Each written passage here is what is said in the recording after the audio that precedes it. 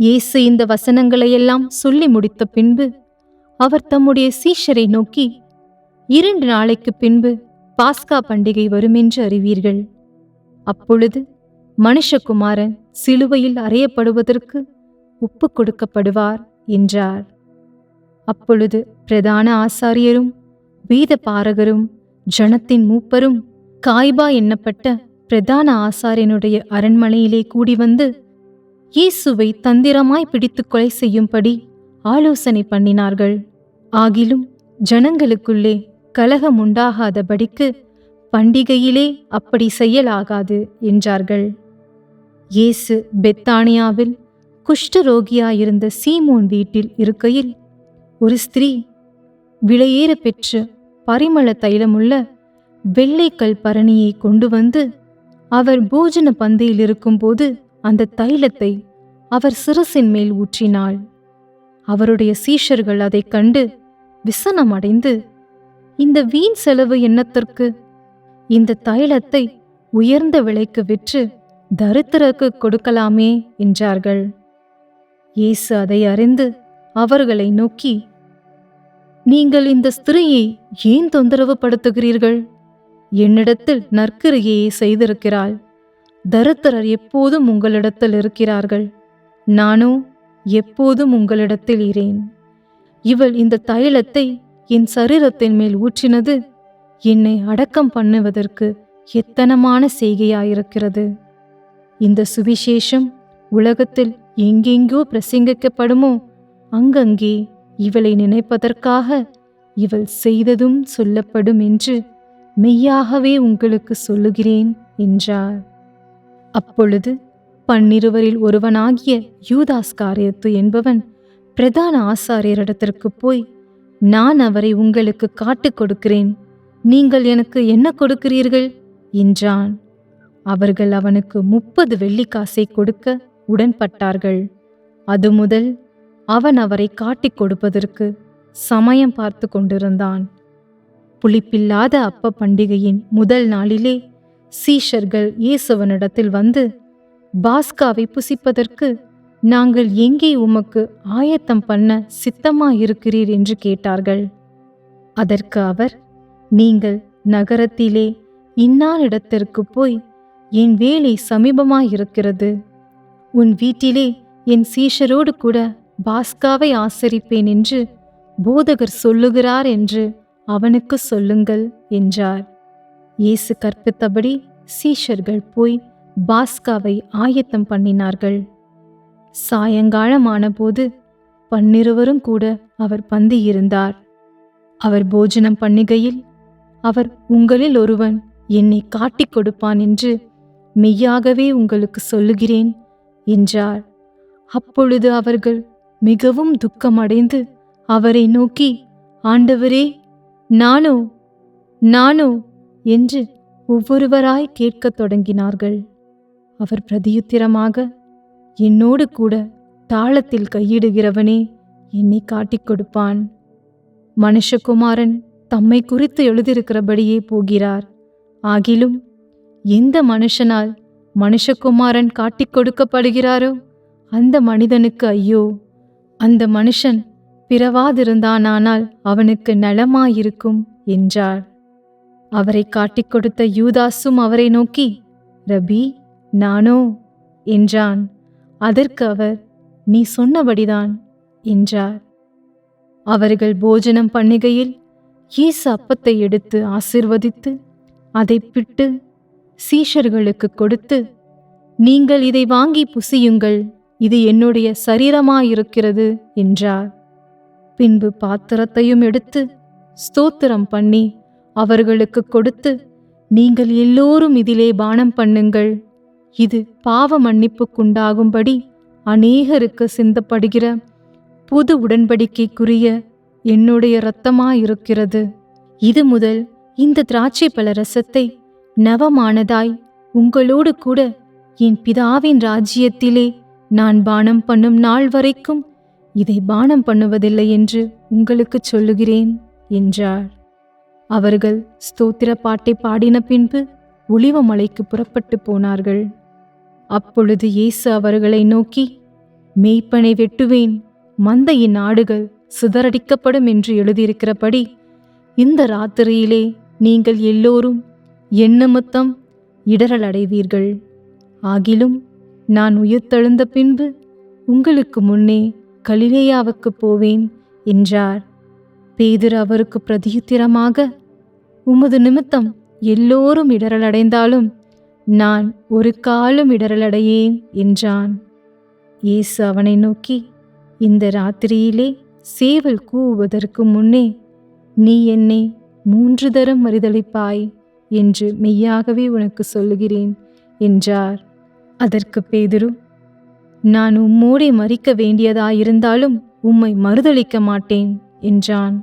சீஷர்கள் எல்லோரும் அப்படியே சொன்னார்கள். அப்பொழுது இயேசு அவர்களோடே கெத்சமனே என்னப்பட்ட இடத்திற்கு போய் சீஷர்களை நோக்கி, நான் அங்கே போய் ஜெபம் பண்ணுமளவும் நீங்கள் இங்கே உட்கார்ந்திருங்கள் என்று சொல்லி பேதுருவையும் செபதேயுவின் குமாரர் இருவரையும் கூட்டிக் கொண்டு போய் துக்கமடையவும் வியாகுலப்படவும் தொடங்கினார்.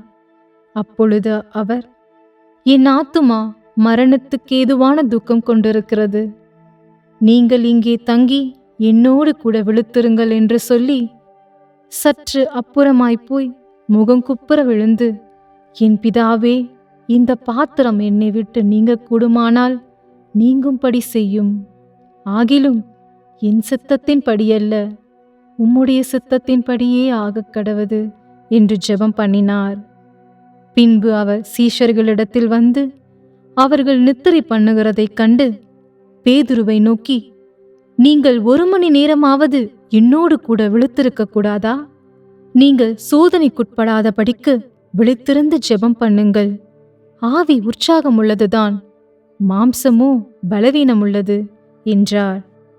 அவர் மறுபடியும் 2வது தரம் போய், என் பிதாவே, இந்த பாத்திரத்தில் நான் பானம் பண்ணினால் ஒழிய இது என்னை விட்டு நீங்க கூடாதாகில் உம்முடைய சித்தத்தின்படி ஆகக் கடவது என்று ஜெபம் பண்ணினார். அவர் திரும்பி வந்தபோது அவர்கள் மறுபடியும் நித்திரை பண்ணுகிறதைக் கண்டார். அவர்களுடைய கண்கள் மிகுந்த நித்திரை மயக்கம் அடைந்திருந்தது. அவர் மறுபடியும் அவர்களை விட்டு போய் 3வது தரமும் அந்த வார்த்தைகளையே சொல்லி ஜெபம் பண்ணினார். பின்பு அவர் தம்முடைய சீஷர்களிடத்தில் வந்து, இனி நித்திரை பண்ணி இளைப்பாருங்கள். இதோ மனுஷகுமாரன் பாவிகளுடைய கைகளில் ஒப்பு கொடுக்கப்படுகிற வேளை வந்தது. என்னை காட்டிக் கொடுக்கிறவன் இதோ வந்துவிட்டான். எழுந்திருங்கள், போவோம் என்றார். அவர் இப்படி பேசுகையில் 12 ஒருவனான யூதாஸ் வந்தான்.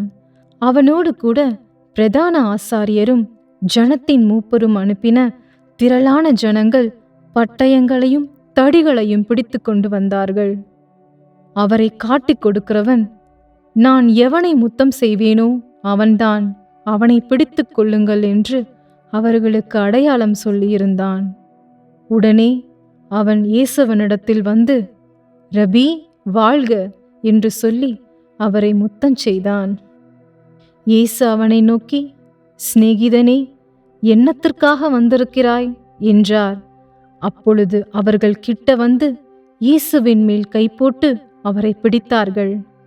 அப்பொழுது இயேசுவோடு இருந்தவர்களில் ஒருவன் கை நீட்டி தன் பட்டயத்தை உருவி பிரதான ஆசாரியனுடைய வேலைக்காரனை காதார வெட்டினான்.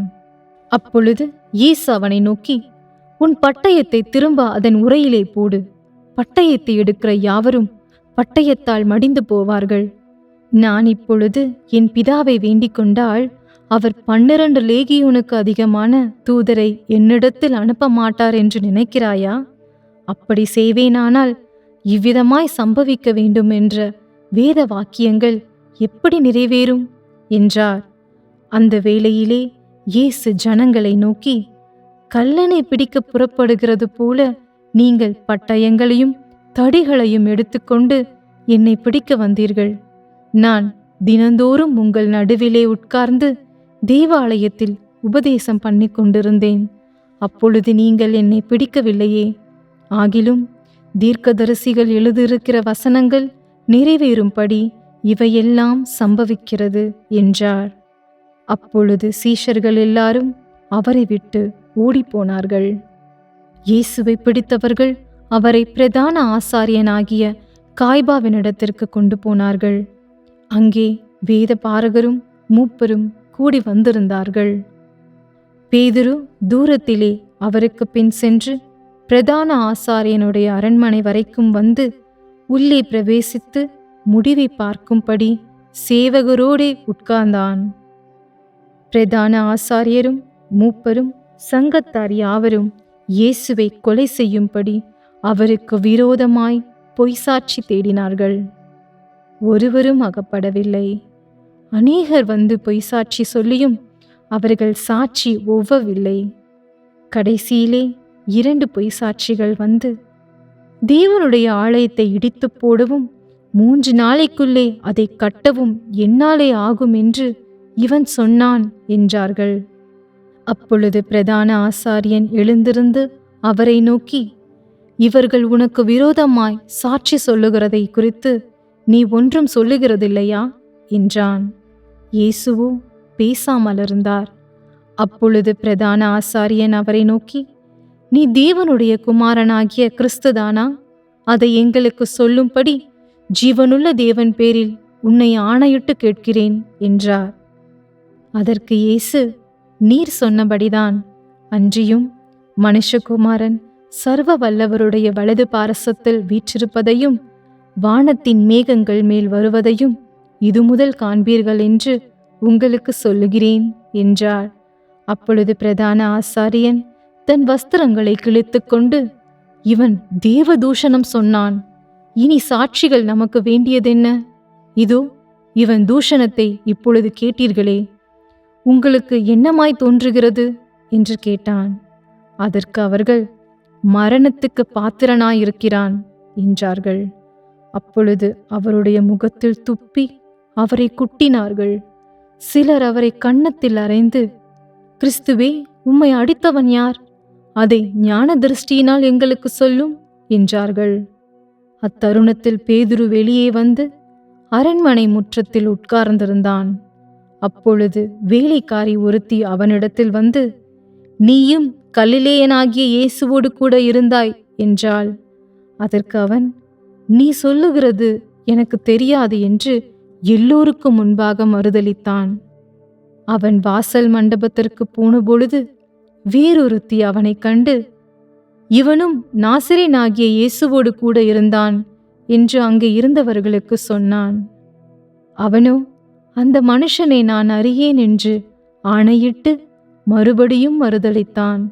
சற்று நேரத்திற்கு பின்பு அங்கே நின்றவர்கள் பேதுருவினிடத்தில் வந்து, மெய்யாகவே நீயும் அவர்களில் ஒருவன், உன் பேச்சு உன்னை வெளிப்படுத்துகிறது என்றார்கள். அப்பொழுது அவன், அந்த மனுஷனை அறியேன் என்று சொல்லி சபிக்கவும் சத்தியம் பண்ணவும் தொடங்கினான்.